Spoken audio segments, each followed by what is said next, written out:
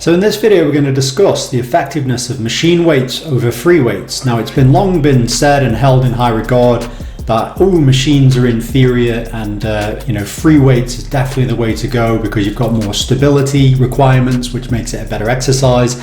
It translates to real life better because it's more free and how your body would naturally move, so it's more functional.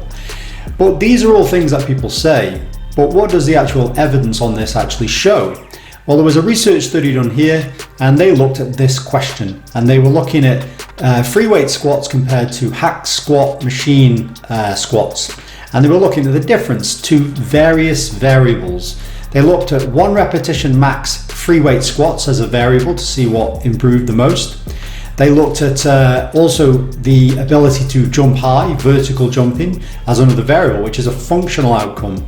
And they were just comparing the two styles of training, of course, to these variables.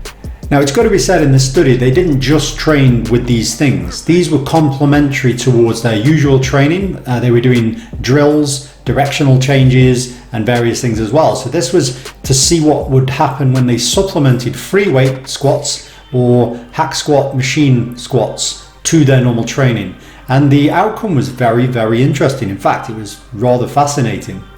So the first one is that the machine squats actually gave a greater improvement in a 1 repetition max free weight squat over the free weight squat, which seems implausible, but it highlights that actually this is really good.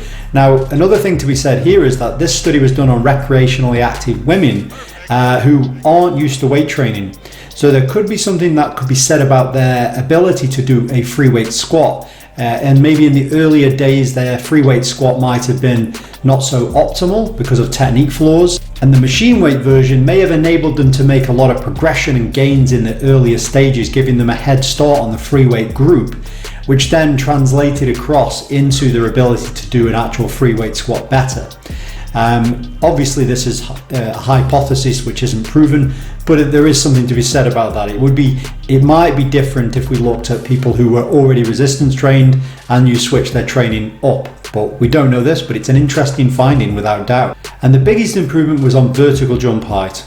They found that machine squats had the greatest improvement on this, ahead of the free weight squat. So again, when people go on about a free weight squat being much more functional, obviously jumping up high in the air is a functional activity, and yet the machine squat was better. Again, because of the group of people this was done on, this could be arguably to do with technique and so on in the earlier stages of training, but we don't know. But certainly it gives an impression that there is definitely a lot of good reason to do machine weight work. There is a lot of translation across.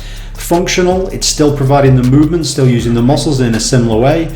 So it highlights that you don't want to get on your high horse necessarily about, it's got to be free weights all the time. There is obviously benefits to doing machine weights, and in this case it showed there was actually more benefits, although this may not always be translatable across other populations. But anyway, that's it for this video, and I'll see you next time.